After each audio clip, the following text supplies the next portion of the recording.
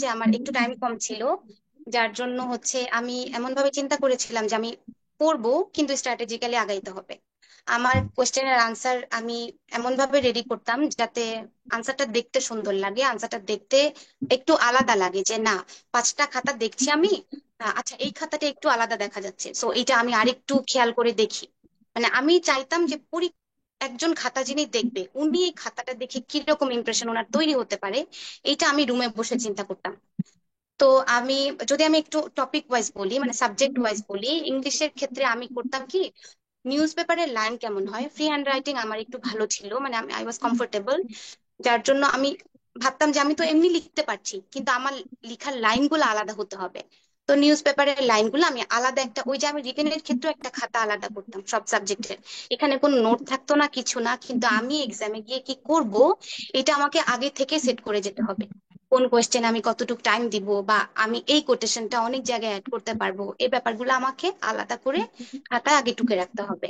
তো যেমন ইংলিশের ক্ষেত্রে আমি যেটা বললাম, যেমন একটা লাইন আমি এক্সাম্পল হিসেবে বলি, যেমন আমি লিখতেই পারি যে people are suffering from malnutrition as they are being deprived of enough food. এটা একটা লাইন হতে পারে, কিন্তু আমি চিন্তা করলাম এটাকে আমি একটু ঘুরিয়ে লিখবো। তা আমি শুরু করলাম, এই টাইপের কোনো শব্দ দিয়ে লেখা হ্যাঁ হ্যাঁ, আমি চাইলাম যে একটু কমপ্লেক্স সেন্টেন্সে লিখবো। তো আমি এটা শুরু করলাম এইভাবে যে having being deprived people, slum people are suffering from malnutrition. Having been deprived of enough food, slum people are suffering from malnutrition. তো আমি এই লাইনগুলো একটুখানি ঘুরিয়ে লেখা ট্রাই করতাম। আরেকটা ব্যাপার আমার খাতায় কিছু আলাদা ওয়ার্ড লেখা থাকতো, যেমন আমি কখনো ইনক্রিজ কে ইনক্রিজ লিখতাম না, এটাকে আমি লিখতাম হয়তো ইন্টেন্সিফাই অথবা স্কাই রকেটিং, এইভাবে করে, মানে ক্লিশে ওয়ার্ড গুলো আমি কম অ্যাড করতাম। যেমন ডিক্রিজ কে আমি ডিক্রিজ না লিখে যে ডিউইন্ডলিং, এরকম যে দ্য সিচুয়েশন ইজ ডিউইন্ডলিং, এরকম করে মানে একটু এক্সেপশনাল ওয়ার্ড যাতে অ্যাড করে খাতাটা জাস্ট একটু আলাদা হয়। আর একটা ব্যাপার আমি যখন আমি কিছু স্পেশাল কিছু লিখতাম, যে না আমি এটা লিখছি আর কেউ লিখছে না, ওই জায়গাটা আমি নীল কালি অথবা যে কালি দিয়ে লিখছি ওটা আমি আন্ডারলাইন করে দিতাম, যে না, স্যার যাতে দেখে, স্যার যাতে বুঝে যে স্টুডেন্টটা আসলে অ্যাটলিস্ট জানে কিছু, so I can give him good mark. তো এই চিন্তা করে আমি এভাবে করে লিখতাম। আর স্যার ডাটা কোটেশনের কথা যদি আমি বলি, কোটেশন আমি অ্যাড করতাম। ডাটার ক্ষেত্রে যে আমি অনেক গুরুত্ব দিয়েছি ব্যাপারটা তাও না, আমি চাইতাম যে একটু ডায়াগ্রাম করে অ্যান্সার গুলা লিখি, যাতে ডাটা একটু কমও যদি হয় আমার খাতাটা যে একটু প্রেজেন্টেবল লাগে আর কি। আর কোটেশনের ক্ষেত্রে আমি খেয়াল করতাম ওই টাইমটায় রিসেন্টলি পত্রিকায় কাদের কোটেশন বেশি ইউজ করা হচ্ছে, যেমন ওই সময় সেলিম রায়হান স্যারের খুব লেখা লেখা প্রকাশ পেত, তারপর ফাহমিদা জামান ম্যামের লেখা আসতো, তো আমি দেখতাম তারা কি ধরনের কথা বলছে।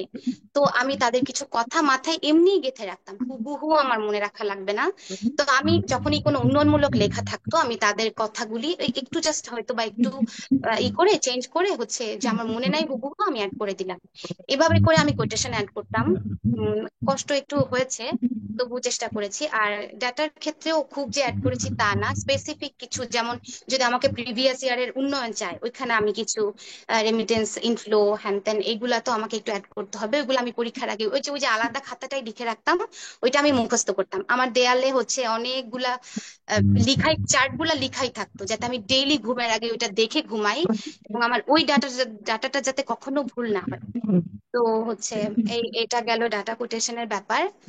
আর স্যার, আর কি বলবো, সায়েন্স সায়েন্স নিয়ে যদি একটু বলি, তো 44-এ স্যার সায়েন্স কোয়েশ্চেন অনেক কঠিন হয়েছিল।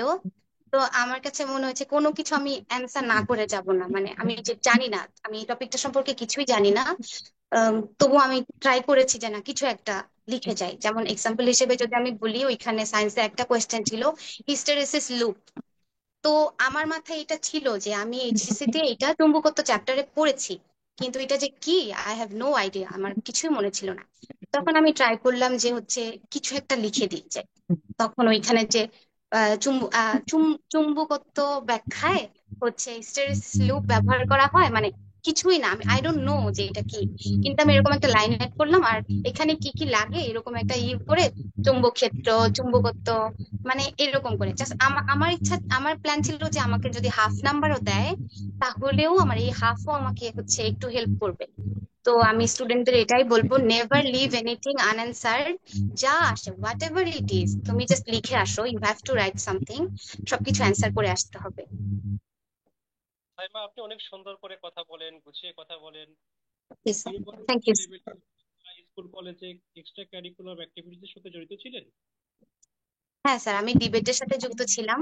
আর আমি হচ্ছে ভালো গান গাইতে পারি, এটা আমাকে ভাইভাতে অনেক হেল্প করেছে। মানে বিসিএস এর ভাইভায় গান নিয়ে কিছু ছিল না, but apart from the BCS viva, other viva গুলাতে আমাকে গান নিয়ে অনেকবারই কোয়েশ্চেন করা হয়েছিল, এবং এটা খুব ভালো হেল্প করেছিল। আর স্যার আমি খুব ভালো কবিতা আবৃত্তি করতে পারি। আমার মনে আছে আমি ভাইবার দিন গাড়ি দিয়ে যখন যাচ্ছিলাম সিএনজিতে আর কি, তো আমি কন্টিনিউয়াসলি এটা রিসাইট করছিলাম, নজরুলের বিদ্রোহী কবিতা, যাতে আমাকে কোয়েশ্চেন করলে আমি আবৃত্তি করতে বললে আমি এটা খুব ভালো করে করে দিয়ে আসতে পারি।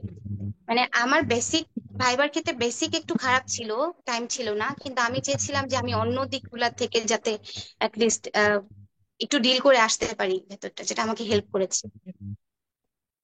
Thank you very much Saima. আপনার থ্যাংক ইউ স্যার। শিক্ষার্থী বন্ধুরা, আপনারা অনেক কষ্ট করে ধৈর্য ধরে আমাদের অনুষ্ঠান শুনলেন, এজন্য আপনাদের প্রতি কৃতজ্ঞতা। আমরা আগামীকালকেও কোনো একজন ক্যাডার অফিসারের সঙ্গে আলোচনায় বসবো। আমরা আজকে সাইমা শারমিনকে বিদায় জানাচ্ছি এবং আমরা বিদায় নিব তার গানটি শোনার মধ্য দিয়ে। সবাইকে ধন্যবাদ।